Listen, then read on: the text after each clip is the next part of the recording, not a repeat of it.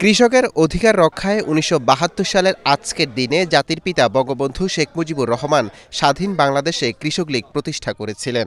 প্রতিষ্ঠাবার্ষিকী উপলক্ষে গণভবনে সংগঠনটির কেন্দ্রীয় নেতৃবৃন্দর সাথে মতবিনিময় করেন প্রধানমন্ত্রী শেখ হাসিনা।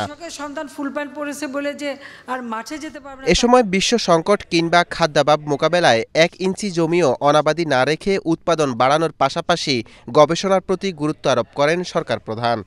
খাদ্য সংরক্ষণাগার অর্থাৎ আমার চালের জন্য কত টেম্পারেচার লাগবে, আমার তরি তরকারির জন্য কত টেম্পারেচার লাগবে, ফলমূলের জন্য কত টেম্পারেচার লাগবে, সেইভাবে আমরা সংরক্ষণাগার তৈরি করব এবং উৎপাদিত পণ্যটা যেটা ব্যবহার হলো যেটা আপৎকালীন সময়ের জন্য সেটা রাখা থাকবে এবং পাশাপাশি বাকিটা যেন প্রক্রিয়াজাত হয়।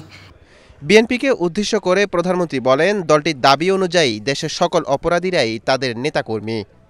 এত লক্ষ লোক গ্রেপ্তার, আমাদের সারা দেশে যত জেলখানা আছে সেখানে যে ধারণ ক্ষমতা, তারা যত লক্ষ লোক গ্রেপ্তার বলতেছে সেই লোক তো তাদের লোক যদি ভরা থাকে তাহলে কিন্তু অন্য কোনো অপরাধী আর নাই।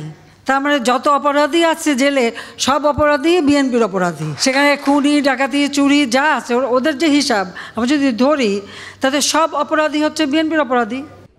বিএনপির নেতাকর্মীরা গ্রেপ্তারের মিথ্যা কান্না করে বেড়াচ্ছে জানিয়ে শেখ হাসিনা বলেন, তাদের মামলাগুলো দ্রুত নিষ্পত্তি করা উচিত।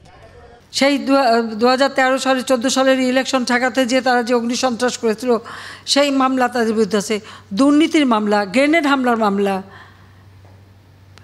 অস্ত্র পাচারের মামলা, এদের মামলা তো তাদের বিভিন্ন অপরাধের উপর মামলা। তারা অপরাধ করেছে, তাদের বিরুদ্ধে আইনগত ব্যবস্থা নেওয়া হচ্ছে, সেটাই তো বাস্তবতা। তবে এই মামলাগুলো আরও দ্রুত শেষ করে এগুলির শাস্তিগুলি আরও দিয়ে দেওয়া উচিত, তাহলে এই কান্নাকাটি কমতে পারবে। আওয়ামী লীগ প্রতিশোধের রাজনীতি নয়, দেশের উন্নয়ন নিয়ে ব্যস্ত থাকে বলেও জানান প্রধানমন্ত্রী শেখ হাসিনা। আমরা প্রতিশোধ নিতে ব্যস্ত থাকিনি, আমরা আমাদের সব শক্তি মেধা লাগাচ্ছি দেশের মানুষের উন্নয়নে। নূর মোহাম্মদ ভূঁইয়া, এশিয়ান টেলিভিশন, ঢাকা।